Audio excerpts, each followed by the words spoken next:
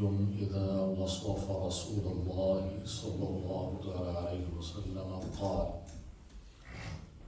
لم يكن رسول الله صلى الله عليه وسلم بالطويل الممغط ولا بالقصير المتردد وكان ربعة من القوم.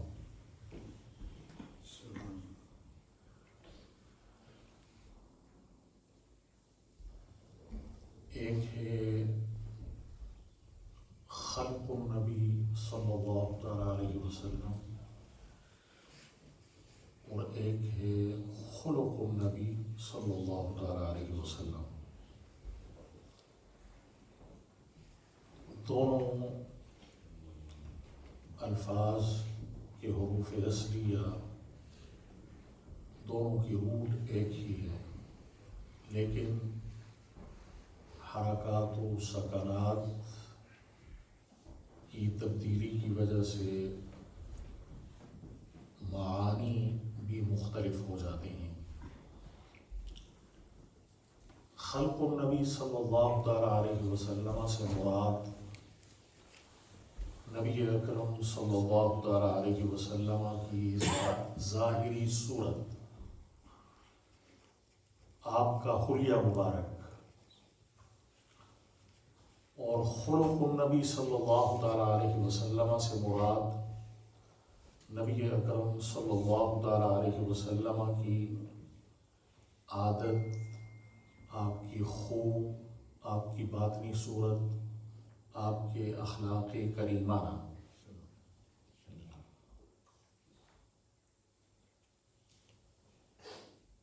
محدثین نے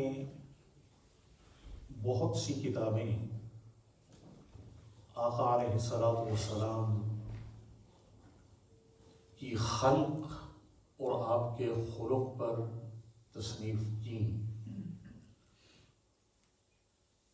لیکن جو مقبولیت امام ترمذی کی شمائل ترمذی کو اللہ رب العزت نے عطا فرمائی، وہ کسی اور کتاب کے حصے میں نہیں آئی. امام ترمذی نے آقا علیہ السلام کی خلق اور آپ کے خلق اور آپ کے جو معمولات ہیں شب و روز کے، ان کو بہت ہی خوبصورت انداز سے اپنی اس کتاب کے اندر الشمائل المحمدیہ میں بیان فرمایا. کائنات میں اپنی خلق اور اپنے خلق کے اعتبار سے سب سے بلند و بالا شخصیت وہ آقا علیہ السلام کی ہے. ظاہر ہے کہ انبیاء کرام بشریت کے اعلیٰ افراد ہیں، انسانیت کے اعلیٰ افراد ہیں، لیکن ان اعلیٰ افراد میں سے بھی آقا علیہ السلام اپنی خلق کے اعتبار سے بھی تمام انبیاء کرام سے بلند و بالا ہیں، اور اپنے خلق کے اعتبار سے بھی تمام انبیاء کرام سے بلند و بالا ہیں. امام بوصیری فرماتے ہیں فاق النبیین فی خلق وفی خلق ولم یدانوہ فی علم ولا کرم. آقا علیہ السلام کے بارے میں فرماتے ہیں کہ آپ تمام انبیاء کرام سے اپنی ظاہری صورت اور اپنے اخلاق کریمانہ میں تمام انبیاء کرام سے بلند و بالا ہیں. اور اعلیٰ حضرت امام احمد رضا خان علیہ الرحمہ نے فرمایا تیرے خلق کو حق نے عظیم کہا، تیری خلق کو حق نے جمیل کیا، کوئی تجھ سا ہوا ہے نہ ہوگا شاہ، تیرے خالق کے حسن و ادا کی قسم۔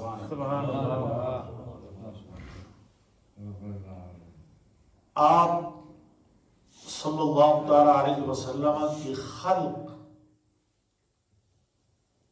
کے حوالے سے بہت سے صحابہ کرام نے سر سے لے کر پاؤں تک آپ کا حلیہ مبارک بیان کیا، ہر عضو کا انہوں نے تذکرہ کیا۔ صحابہ کرام میں حضرت انس رضی اللہ تعالی عنہ بھی آپ کا حلیہ مبارک بیان کرتے ہیں، حضرت ہند بن ابی حالہ بھی بیان کرتے ہیں، حضرت جابر بن سمرہ رضی اللہ تعالی عنہ بھی بیان کرتے ہیں، حضرت علی مرتضی رضی اللہ تعالی عنہ بھی بیان کرتے ہیں۔ ہر ایک نے آقا علیہ السلام کے حلیہ مبارک کو، آپ کی خلق کو بیان کیا۔ میں آپ کی خلق کے حوالے سے صرف 2 روایات بیان کروں گا۔ ایک تو حضرت علی مرتضی رضی اللہ تعالی عنہ کی روایت، نمبر 2 آپ کی خلق میں سے مہر نبوت کے حوالے سے حضرت سلمان فارسی رضی اللہ تعالی عنہ کی روایت، تاکہ ہم یہ جو 3 دن درس ہے، ان 3 دنوں میں پوری کتاب کا خلاصہ ہم بیان کریں اور آپ سن سکیں۔ حضرت علی مرتضی رضی اللہ تعالی عنہ کی اولاد میں سے حضرت ابراہیم بن محمد ہیں۔ حضرت ابراہیم بن محمد کہتے ہیں کہ حضرت علی مرتضی رضی اللہ تعالی عنہ جب نبی اکرم صلی اللہ تعالی علیہ وسلم کا حلیہ مبارک بیان کرتے تھے تو وہ ان کلمات کے ساتھ بیان کرتے تھے۔ سب سے پہلے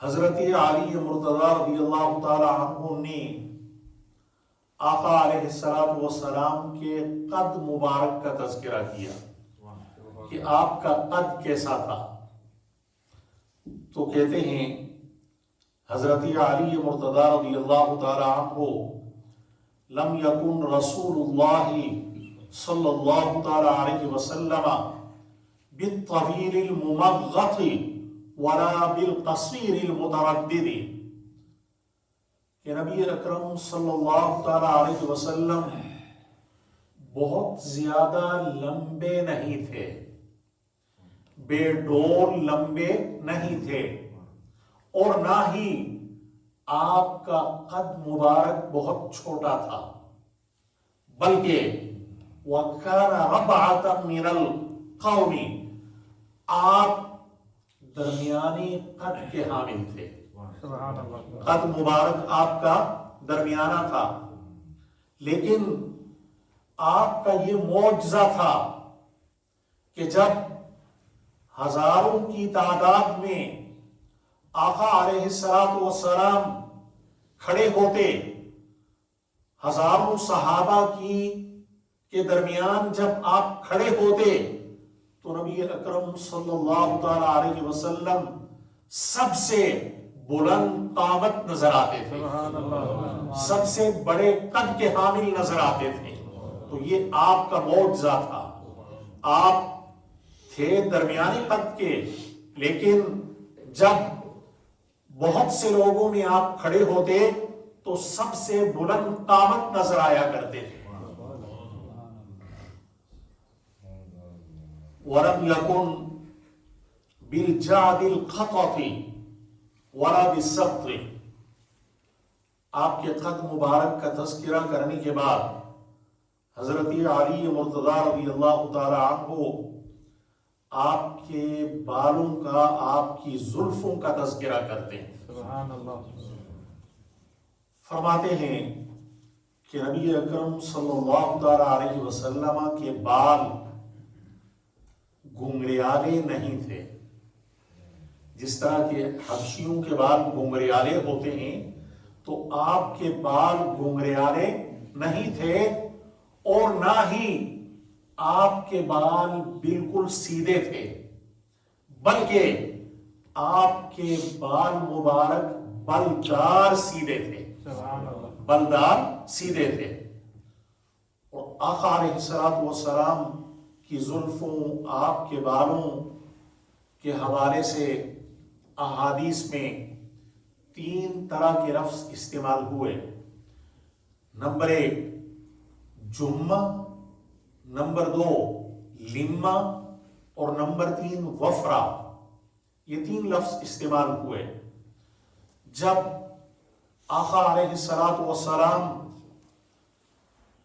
کی زلفیں بڑھ جاتی اور کندھوں کو چھوتی تو اس وقت صحابہ کرام نے آپ کی زلفوں کا تذکرہ کرتے ہوئے جمہ کا لفظ استعمال کیا. سبحان اللہ. اور جب آپ کٹنگ کرواتے، بال چھوٹے کرواتے اور آپ کے بال کانوں کی لو تک ہوتے تو اس کے لیے صحابہ کرام نے لما کا لفظ استعمال کیا. اور جب کانوں کی لو سے بڑھ جاتے اور ابھی کندھوں کو نہ چھوتے تو اس کے لیے صحابہ کرام نے وفرا کا لفظ استعمال کیا. سبحان اللہ. تو آپ نے جمہ بال بھی رکھے، لما بھی رکھے، اور وفرا بھی رکھے. حجۃ الوداع کے موقع پر نبی اکرم صلی اللہ تعالی علیہ وسلم نے اپنے بالوں کو کٹوا دیا اور پھر بالوں کو صحابہ کرام کے درمیان تقسیم فرما دیا، سبحان اللہ. تاکہ وہ بال بطور برکت صحابہ کرام کے پاس موجود رہیں اور آقا علیہ الصلوۃ والسلام کی یاد صحابہ کرام کو آتی رہے. سبحان اللہ. تو آقا علیہ الصلوۃ والسلام نے حجۃ الوداع کے موقع پر اپنے بالوں کو کٹوایا اور صحابہ کرام میں تقسیم فرما دیا. وَلَمْ يَكُنْ بِالْمُطَهَّمِ. نبی اکرم صلی اللہ تعالی علیہ وسلم کا وجود مسعود، آپ کا جو وجود تھا، آپ کا جو جسم تھا، آپ کا وجود مسعود موٹا نہیں تھا، موٹا جسم نہیں تھا. ولا بالمکرثم. نبی اکرم صلی اللہ تعالی علیہ وسلم کا چہرہ مبارک، آپ کا منہ مبارک، چہرہ مبارک گول نہیں تھا، بلکہ آپ کا چہرہ مبارک گولائی اور لمبائی کے درمیان تھا. سبحان اللہ. گولائی اور لمبائی کے درمیان تھا، یعنی آپ کا چہرہ مبارک کتابی تھا، کتابی آپ کا چہرہ مبارک تھا. ابیض مشرب. نبی اکرم صلی اللہ تعالی علیہ وسلم کا کلر مبارک، آپ کا کلر مبارک صرف سفید نہیں تھا بلکہ سفیدی میں سرخی کی آمیزش تھی. سبحان اللہ. سفیدی میں سرخی کی آمیزش تھی. اور آپ کا چہرہ مبارک حضرت ہند بن ابی ہارا کہتے ہیں یتلألأ وجهه تلألؤ القمر لیلۃ البدر. آپ کا چہرہ یوں چمکتا تھا جس طرح 14ویں رات میں چاند چمک رہا. سبحان اللہ. اور آقا علیہ الصلوۃ والسلام کا جو یہ کلر تھا، یہ کلر تمام کلروں میں سے، تمام رنگوں میں سے سب سے خوبصورت رنگ تھا. سبحان اللہ. اور یہاں پر یہ بات بھی ذہن میں رہے کہ آقا علیہ الصلوۃ والسلام کے حسن کو اللہ رب العزت نے ظاہر نہیں فرمایا، مکمل طور پر ظاہر نہیں فرمایا، بلکہ آپ کے حسن کو پردوں میں رکھا. اگر آپ کے حسن کو باری تعالیٰ ظاہر فرما دیتا تو صحابہ کرام کی نظر، صحابہ کرام کی نگاہیں آپ کے حسن کو دیکھنے کی تاب نہ رکھتی. تو حضرت علی مرتضی رضی اللہ تعالی عنہ نے فرمایا کہ ابیض مشرب، آپ کا کلر مبارک سفید، ایسا سفید تھا جس میں سرخی کی آمیزش تھی. ادعج العینین، نبی اکرم صلی اللہ تعالی علیہ وسلم کی آنکھوں کا تذکرہ کرتے ہیں. آنکھوں کا تذکرہ کرتے ہوئے کہتے ہیں کہ آپ کی آنکھوں کی جو پتلی ہے یہ بہت زیادہ سیاہ تھی اور اس میں چمک تھی، سیاہی میں چمک تھی. اور جو سفیدی تھی، اس سفیدی کے اندر بھی چمک تھی.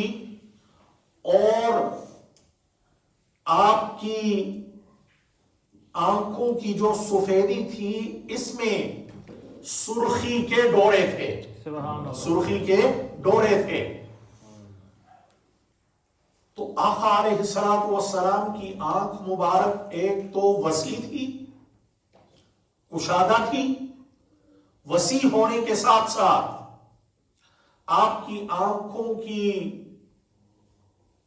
پتلی کی سیاہی بہت تیز تھی اور اس میں چمک تھی، اور سفیدی میں بھی چمک تھی، اور اس میں سرخی کے ڈورے تھے.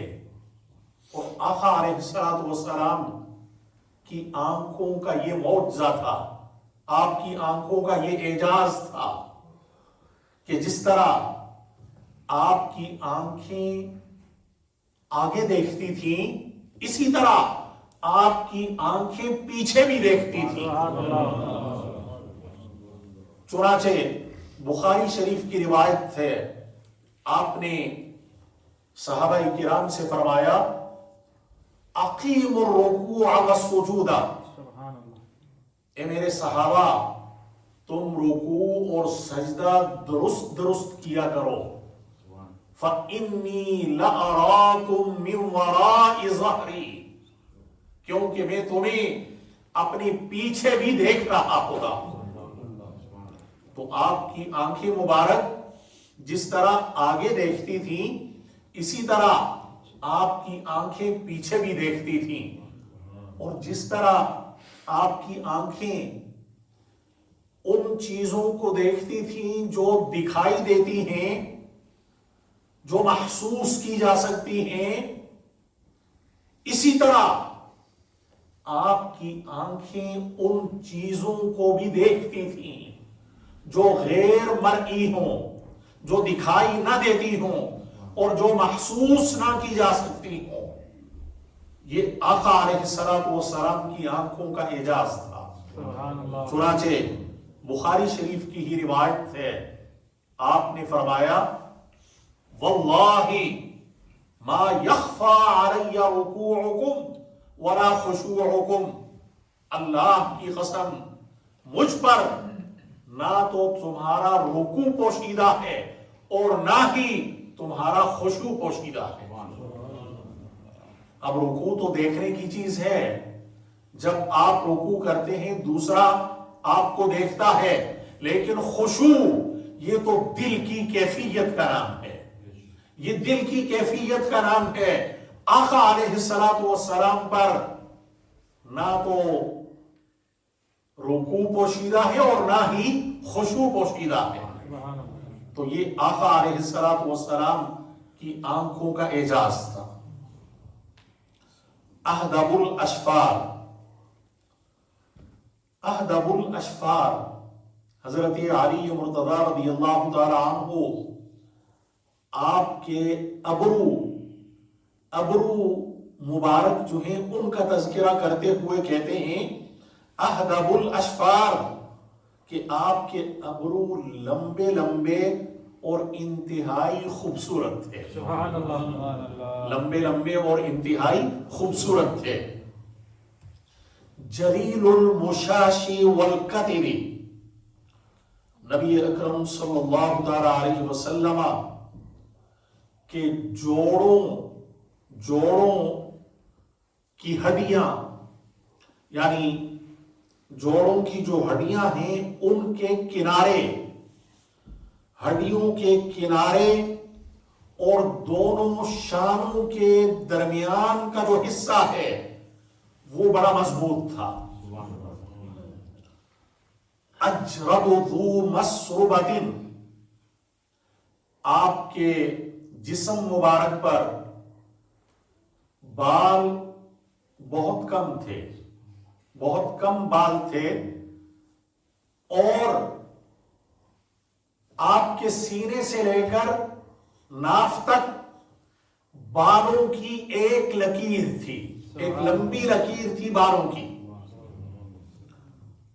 شطر الکفین والقدمین، نبی اکرم صلی اللہ تعالی علیہ وسلم کی جو ہتھیلیاں مبارک ہیں، آپ کی ہتھیلیاں اور آپ کے قدم مبارک یہ دونوں پرگوشت تھے، گوشت سے بھرپور تھے۔ اور حضرت علی مرتضی، حضرت انس رضی اللہ تعالی عنہ فرماتے ہیں کہ آقا علیہ السلام کے جو ہاتھ تھے، آپ کی جو ہتھیلیاں ہیں، وہ ریشم سے بڑھ کر نرم تھے۔ سبحان اللہ، تو ظاہر ہے کہ جب ہاتھ پرگوشت ہوں گے تو وہ نرم ہوں گے، اور نرم کس قدر تھے وہ حضرت انس فرماتے ہیں کہ ریشم سے بھی زیادہ نرم تھے۔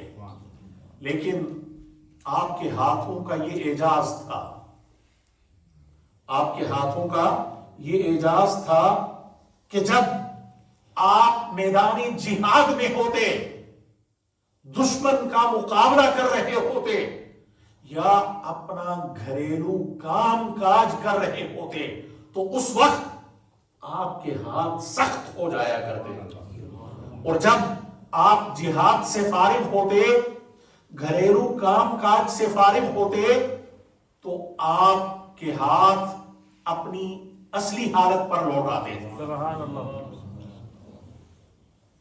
اذا مشى تقلع كأنما ينحط في سبب، آپ کی چال کو بیان کرتے ہیں حضرت علی مرتضی رضی اللہ تعالی عنہ، کہتے ہیں جب آپ چلتے تو چلتے ہوئے آپ بڑے مضبوط قدم رکھتے، گویا کہ آپ بلندی سے نیچے اتر رہے ہیں۔ سبحان اللہ، وَإِذَا الْتَفَتَ مَعًا، یہ آپ کے اخلاق کو بیان فرما رہے ہیں۔ کہتے ہیں کہ جب آپ کسی کی طرف متوجہ ہوتے تو آپ مکمل طور پر اس کی طرف متوجہ ہوتے، مکمل طور پر توجہ فرماتے. بین کتفیہ خاتم النبوہ، آپ کے دونوں کندھوں کے درمیان مہر نبوت تھی، دونوں کندھوں کے درمیان مہر نبوت تھی. اور یہ جو مہر نبوت ہے یہ آپ کی نبوت کی علامت تھی، آپ کی نبوت کی علامت تھی. گزشتہ جو کتب اللہ رب العزت نے نازل فرمائی ان کتابوں کے اندر آقا علیہ السلام کی نبوت کی علامت وہ مہر نبوت کو قرار دیا گیا. آپ کی مہر نبوت کو دیکھ کر لوگ آپ پر ایمان لاتے تھے. چنانچہ آپ کی مہر نبوت کے حوالے سے حضرت سلمان فارسی رضی اللہ تعالی عنہ یہ پہلے آتش پرست تھے. حضرت سلمان فارسی آتش پرست تھے. انہوں نے عیسائیت کو قبول کیا، ایران آئے، ایران سے عراق اور پھر بغداد میں رہے. غزے کے غموریہ شہر میں یہ پہنچے اور غموریہ میں ایک پادری کے پاس یہ تربیت حاصل کرتے رہے. حق پرست انسان تھے، حق کی تلاش میں رہتے تھے. پادری کے پاس وقت گزار رہے تھے. پادری بڑا خدا ترس آدمی تھا. اس کی جب موت کا وقت آیا تو حضرت سلمان فارسی نے اس سے کہا کہ تم تو جا رہے ہو اس دنیا سے، تو مجھے مشورہ دو کہ میں اب کدھر جاؤں، کس کے پاس جاؤں. وہ پادری کہنے لگا کہ اب عیسائی علماء ختم ہو گئے ہیں، عیسائی علماء ختم ہو گئے اور نبی آخر الزمان کے آنے کا وقت ہو چکا ہے اور وہ مکہ سے مدینہ آئیں گے. مدینہ طیبہ کی پادری نے علامتیں بتلائیں اور آقا علیہ السلام کی 3 نشانیاں بتلائیں. پہلی نشانی تو یہ بتلائی کہ وہ صدقہ قبول نہیں کریں گے. تم انہیں صدقہ دو گے تو صدقہ قبول نہیں کریں گے اور ہدیہ قبول کریں گے. کوئی تحفہ دو گے تو تحفہ قبول کریں گے. اور تیسری علامت یہ ہے کہ ان کے دونوں کندھوں کے درمیان مہر نبوت ہوگی. حضرت سلمان فارسی بالآخر درمیان میں بڑا طویل ان کا سفر رہا، میں شارٹ کر رہا ہوں. وہ پہنچے مدینہ طیبہ. مدینہ طیبہ پہنچ کر انہوں نے پہلے تو مدینہ طیبہ کی علامات دیکھی تو انہیں یقین ہو گیا کہ میں اسی جگہ پر پہنچ گیا ہوں جہاں کے بارے میں مجھے پادری نے بتلایا تھا. معلومات لی، پتہ چلا کہ ایک نبی آخر الزمان آئے ہیں اور اس وقت وہ قباء کے اندر ہیں، قباء کے اندر تشریف فرما ہے. حضرت سلمان فارسی کھجوروں کی ٹرے لے کر پہنچتے ہیں آقا علیہ السلام کے پاس. آپ نے فرمایا ما ھذا یا سلمان، اے سلمان یہ کیا ہے؟ تو کہنے لگے کہ یہ آپ کے لیے صدقہ ہے، آپ اور آپ کے صحابہ کے لیے صدقہ ہے۔ آپ نے فرمایا ارفعها فإنا لا نأكل الصدقہ، اسے اٹھا لو، ہم صدقہ نہیں کھاتے۔ پہلی نشانی پوری ہو گئی۔ دوسری نشانی، اگلے روز پھر کھجوریں لے کر آئے۔ پوچھا ما ھذا یا سلمان، اے سلمان یہ کیا ہے؟ فرمایا، عرض کی کہ یہ آپ کے لیے ہدیہ ہے۔ آپ نے صحابہ کرام سے فرمایا کہ تم اپنا ہاتھ بڑھاؤ اور یہ کھا لو۔ اب تیسری نشانی کو دیکھنے کے لیے بڑے بیتاب ہیں۔ ایک روز آقا علیہ السلام ایک جنازے سے فارغ ہو کر بقیع کے اندر موجود تھے۔ سلمان فارسی آتے ہیں، کبھی آقا علیہ السلام کی پشت کے پیچھے دائیں طرف، کبھی بائیں طرف، دائیں سے بائیں، بائیں سے دائیں۔ آقا علیہ السلام نے نور نبوت سے تاڑ لیا کہ سلمان کیا چاہتے ہیں۔ سبحان اللہ۔ آپ نے اپنی قمیص مبارک کو اٹھایا، حضرت سلمان نے مہر نبوت کو دیکھا، فی الفور آقا علیہ السلام کے پاس حاضر ہوئے، مہر نبوت کو چوما اور آپ پر ایمان لے آئے۔ یہ تینوں علامتیں، تینوں نشانیاں پوری ہو گئی تو فی الفور وہ ایمان لے آتے ہیں۔ چونکہ سلمان فارسی جب مدینہ طیبہ پہنچے، وہ ایک غلام کی حیثیت سے پہنچے تھے۔ آپ نے فرمایا کہ اے سلمان، تم اپنے آقا سے، اپنے آقا کو کچھ رقم دے کر اپنے آپ کو آزاد کروا لو۔ جب بات کی آقا سے، اس نے کہا کہ تم میرے باغ میں 300 کھجوروں کے درخت لگا دو، جب وہ 300 کھجوروں کے درخت پھل دے دیں گے، پھل پک جائے گا، تیار ہو جائے گا، تو میں تمہیں آزاد کر دوں گا، اور اس کے ساتھ ساتھ 40 اوقیہ دراہم تم مجھے دو گے۔ آقا علیہ السلام کی بارگاہ میں حاضر ہوئے اور کہا کہ میرا آقا یہ کہہ رہا ہے کہ میرے باغ میں 300 کھجوروں کے درخت لگاؤ، ان کی دیکھ بھال کرو، جب وہ پھل دے دیں گے، درخت پھل پک جائے گا اور تم مجھے 40 اوقیہ دراہم دے دو گے، تو ایسی صورت میں تم آزاد ہو۔ ذرا غور فرمائیں، نبی اکرم صلی اللہ تعالی علیہ وسلم اس باغ میں خود تشریف لے جاتے ہیں۔ سبحان اللہ۔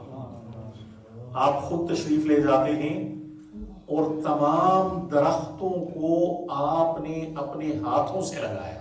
سبحان اللہ۔ ایک درخت کو حضرت عمر فاروق رضی اللہ تعالی عنہ نے لگایا، باقی تمام درخت کھجوروں کے آقا علیہ السلام نے اپنے ہاتھوں سے لگائے۔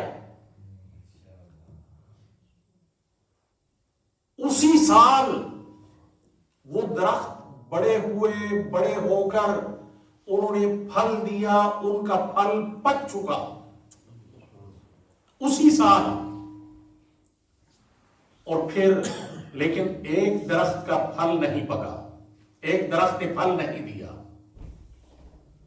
آپ نے اس درخت کے بارے میں پوچھا تو حضرت عمر فاروق رضی اللہ تعالی عنہ نے عرض کی کہ یا رسول اللہ صلی اللہ علیہ وسلم، یہ میں نے لگایا تھا، یہ میں نے لگایا تھا۔ آپ نے اس درخت کو اکھیڑا اور پھر خود لگایا، اس درخت نے بھی اسی سال پھل دے دیا اور پھل پک کر تیار ہو گیا۔ اب دراہم باقی تھے، 40 اوقیہ دراہم، بہت بڑی رقم تھی۔ آقا علیہ السلام والسلام نے حضرت سلمان فارسی کو کچھ دراہم عطا فرمائے اور کہا کہ یہ جا کر اس کو دے دو۔ سلمان فارسی نے جب دیکھا تو وہ دراہم تھوڑے تھے، آپ نے فرمایا کہ تم جاؤ، جا کر دو۔ جب دیے تو وہ مکمل جتنے دراہم اس نے مانگے تھے وہ دراہم مکمل ہو گئے۔ سبحان اللہ۔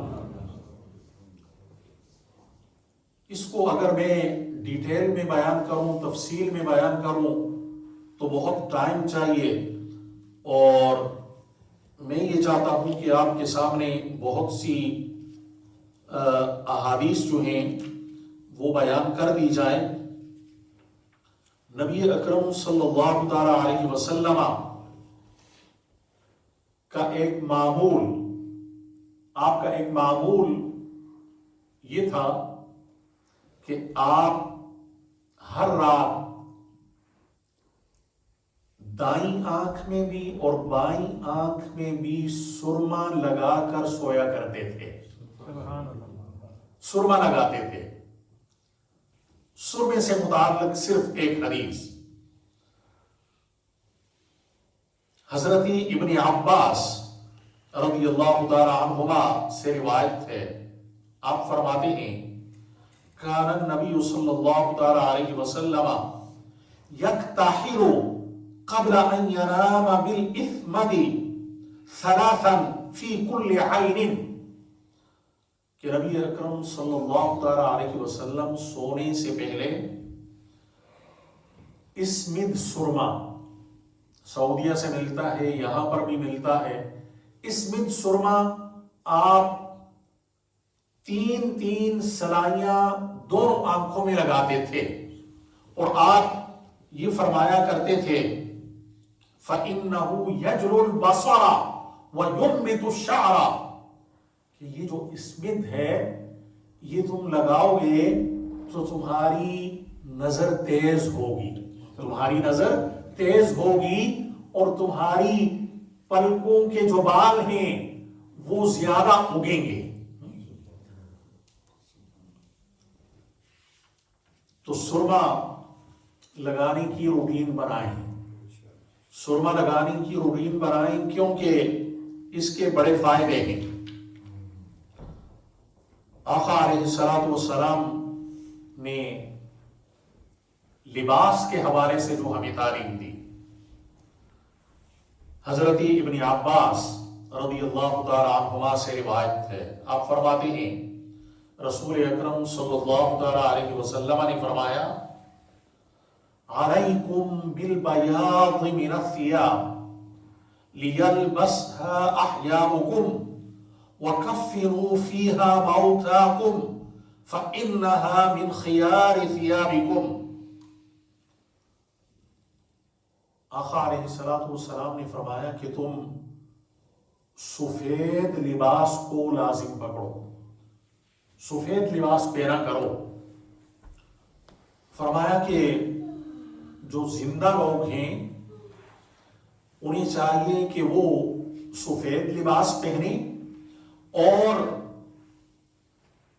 ان کا اگر کوئی فرد فوت ہو جائے تو سفید کپڑے میں ہی اس کو کفن دیا جائے، کیونکہ تمہارے لباسوں میں سے سب سے پسندیدہ لباس وہ سفید لباس ہے۔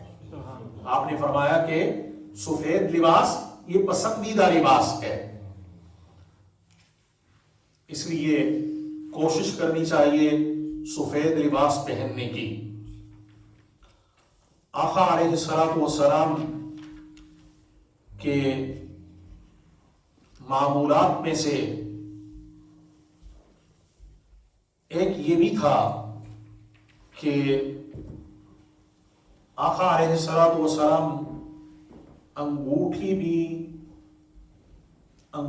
بھی اپنی انگلی میں پہنا کرتے تھے، انگوٹھی پہنا کرتے تھے۔ چنانچہ انگوٹھی بنانے کی ضرورت کیوں پیش آئی، کیوں پہنتے تھے؟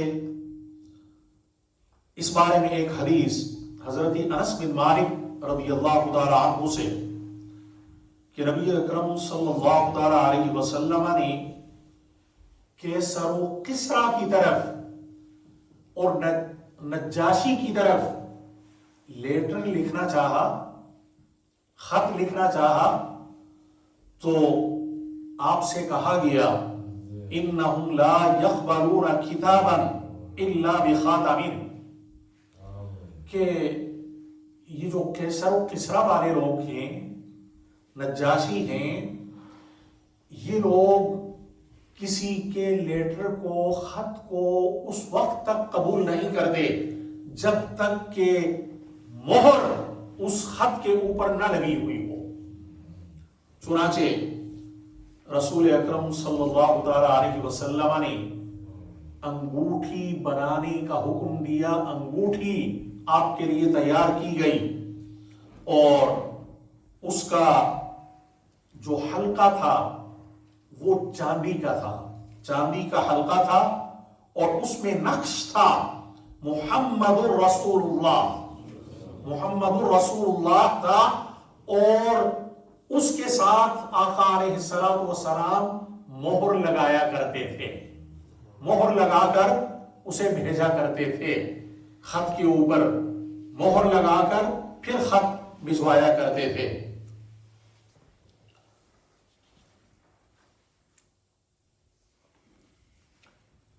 نبی اکرم صلی اللہ تعالی علیہ وسلم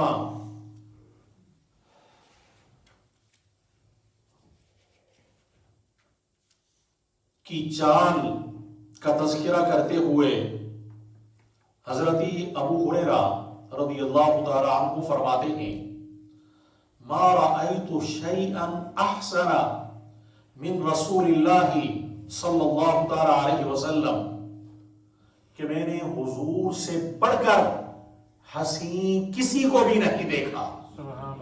کأن الشمس تجری فی وجہہ، گویا کہ سورج آپ کے چہرے میں چل رہا ہو، اس قدر خوبصورت تھے۔ وما رأیت احدا اسرع فی مشیتہ من رسول اللہ صلی اللہ تعالی علیہ وسلم کأنما الارض تطوی لہ، اور میں نے کسی ایک کو حضور سے بڑھ کر تیز چلتے ہوئے نہیں دیکھا، گویا کہ آپ کے لیے زمین کو لپیٹ دیا گیا ہو، اس طرح آپ تیز چلتے تھے۔ لیکن یہ جو تیز چلنا تھا، حضرت ابو ہریرہ فرماتے ہیں انا لنجہد انفسنا، ہم تو چلنے میں تکلف کرتے تھے، محنت کرتے تھے، جد و جہد کرتے تھے، لیکن آقا علیہ الصلوۃ والسلام بغیر تکلف کے اس قدر تیز چلا کرتے تھے۔ سبحان اللہ۔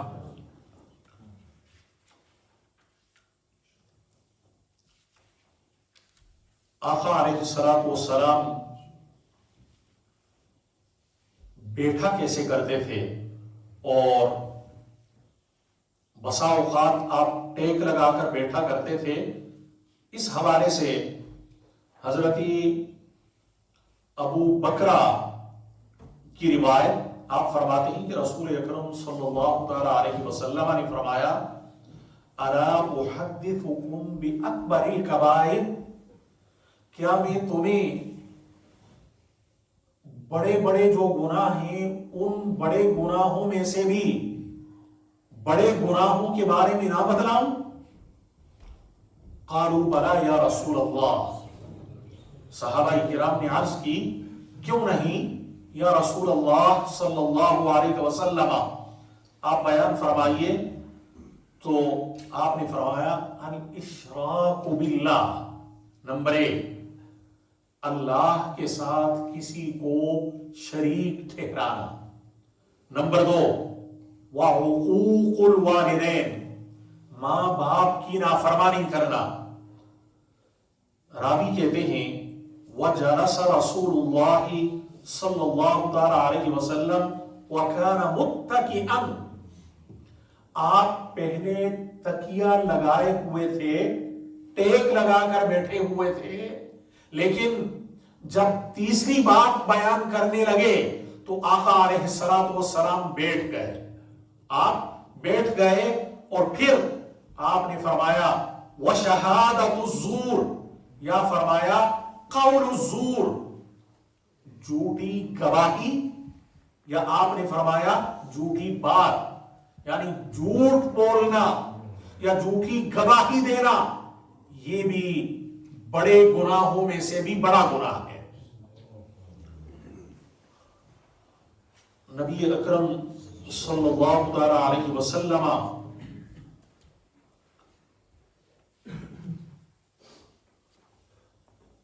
جب کھانا تناول فرماتے تھے تو آقا علیہ السلام کھانا تناول فرما کر اپنی تینوں انگلیوں کو چاٹا کرتے تھے، تینوں انگلیوں کو چاٹا کرتے تھے، اور ان تین انگلیوں کو چاٹنے کی وجہ محدثین نے یہ بیان کی کہ انگلیوں کو چونکہ کھانے کے اندر برکت ہوتی ہے، ہر کھانے کے اندر اللہ رب العزت برکت نازل فرماتا ہے. اب جب برکت نازل فرماتا ہے تو کچھ کھانا انگلیوں کے ساتھ بھی لگ جاتا ہے، اور ہو سکتا ہے کہ وہ برکت اس کھانے کے اندر ہو جو انگلیوں کے ساتھ ہے. تو فرمایا کہ آقا علیہ السلام کا جو معمول تھا وہ یہ کہ آپ اپنی تینوں انگلیوں کو چاٹا کرتے تھے. ایک وجہ یہ بھی بیان کی محدثین نے کہ انگلیوں کو چاٹنے کی وجہ سے کھانا جلد ہضم ہو جاتا ہے، کھانا جلد ہضم ہو جاتا ہے. تو آقا علیہ السلام کا یہ بھی معمول تھا کہ آپ کھانا کھا کر اپنی تینوں انگلیوں کو چاٹا کرتے تھے. اور نبی اکرم صلی اللہ تعالی علیہ وسلم کے کھانے کے حوالے سے ہی ام المؤمنین حضرت عائشہ صدیقہ رضی اللہ تعالی عنہ بیان فرماتی ہیں، آپ کا کہنا ہے ما شبع آل محمد من خبز الشعیر یومین متتابعین حتی قبض رسول اللہ صلی اللہ علیہ وسلم، کہ محمد صلی اللہ علیہ وسلم کی آل نے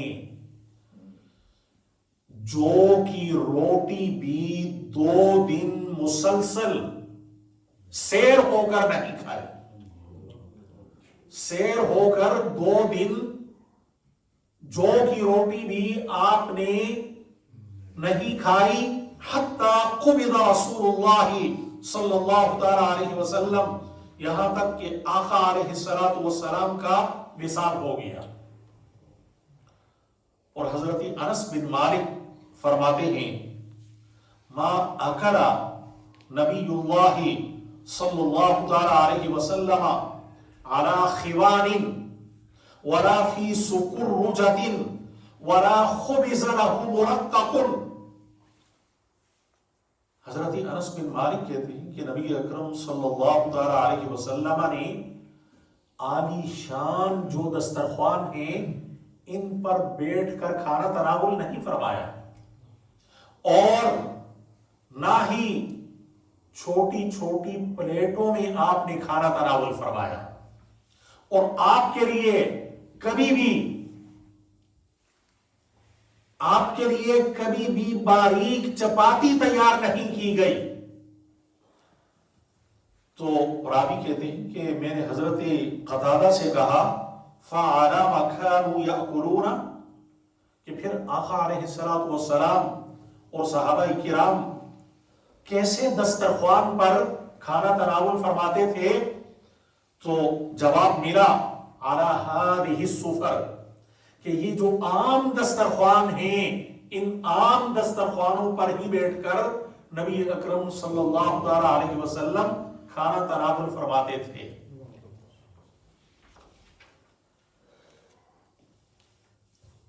حضرات محترم، نبی اکرم صلی اللہ تعالی علیہ وسلم کے کھانے میں آپ کے کھانے میں جو سالن ہوتا تھا زیادہ تر سرکے کو آپ سالن کے طور پر استعمال کرتے تھے۔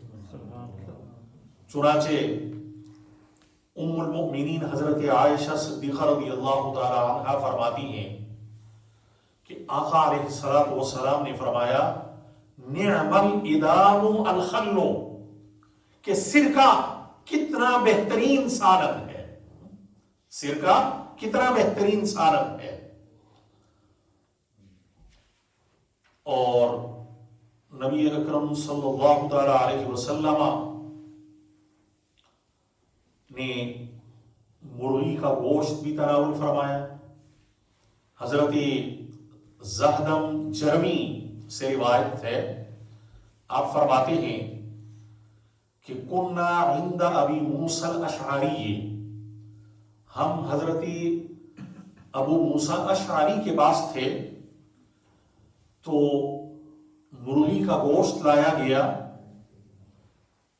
تو لوگوں میں سے ایک شخص پیچھے ہٹ گیا اور اس نے مرغی کا گوشت کھانا نہیں چاہا، تو ان سے کہا گیا ما رکھا، تمہیں کیا ہوا، تم پیچھے ہٹ گئے، کھانا نہیں کھا رہے؟ تو کہا کہ انی رأیتها تأکل شیئا نتنا، کہ میں نے ایک دن مرغی کو بدبودار چیز کھاتے دیکھا تھا، تو اس دن سے میں نے قسم اٹھا لی اللہ آکلھا، کہ میں مرغی نہیں کھاؤں گا۔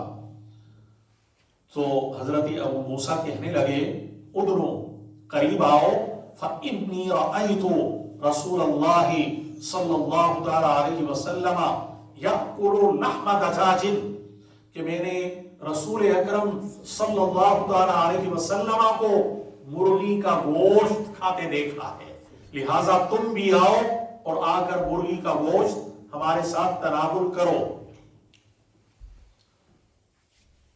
نبی اکرم صلی اللہ تعالی علیہ وسلم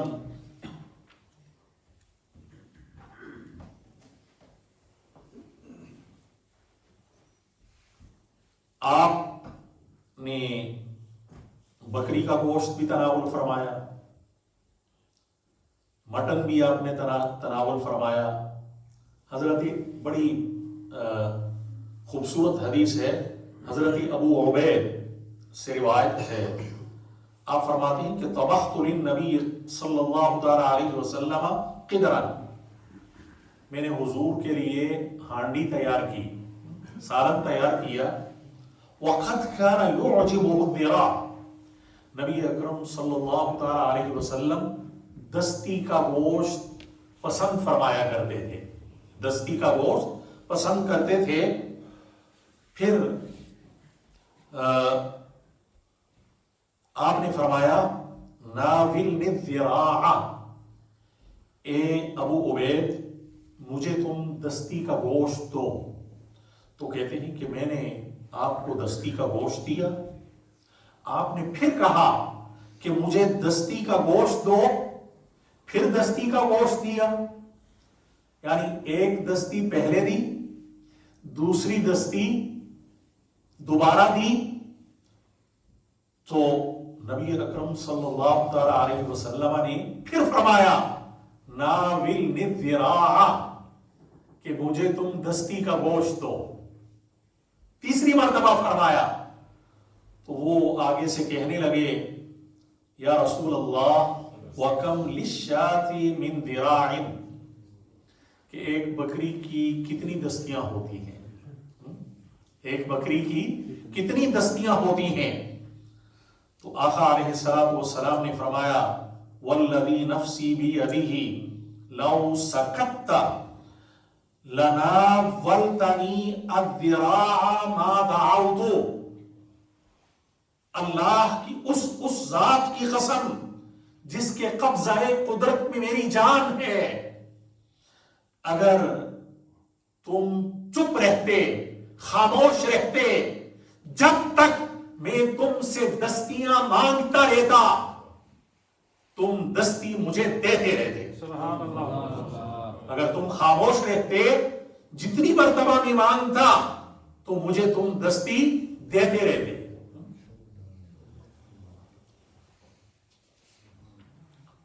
اللہ اکبر۔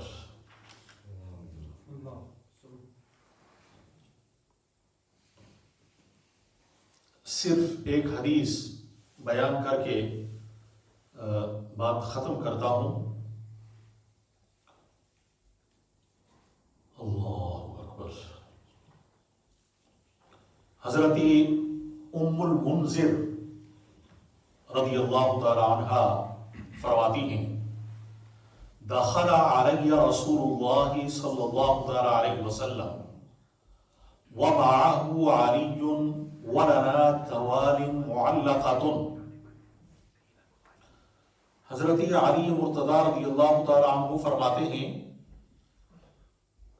حضرت ام المنذر فرماتی ہیں کہ رسول اکرم صلی اللہ تعالی علیہ وسلم میرے ہاں تشریف لائے، آپ کے ساتھ حضرت علی مرتضی رضی اللہ تعالی عنہ بھی تھے، اور ہمارے گھر میں کھجور کے خوشے لٹک رہے تھے۔ رسول اکرم صلی اللہ تعالی علیہ وسلم کو کھجور کے خوشے پیش کیے گئے، آپ تناول فرماتے رہے، حضرت علی مرتضی رضی اللہ تعالی عنہ بھی کھاتے رہے۔ تو آقا علیہ الصلوۃ والسلام نے حضرت علی سے فرمایا، مہ یا علی ہو، اے علی تم کھجور کھانے سے رک جاؤ، کھجور نہ کھاؤ، فَإِنَّكَ نَاقِحٌ، کیونکہ تم کمزور ہو۔ حضرت علی مرتضی رضی اللہ تعالی عنہ کو بخار ہو گیا تھا۔ آپ کو بخار ہوا، بخار سے ابھی اٹھے تھے، کمزوری تھی، تو فرمایا کہ تم کھجور مت کھاؤ۔ چنانچہ حضرت ام المنذر کہتی ہیں، فجلس علی والنبی صلی اللہ تعالی علیہ وسلم یأکل، حضرت علی بیٹھ گئے، حضور کھجور تناول فرماتے رہے۔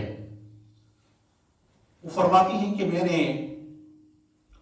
جو اور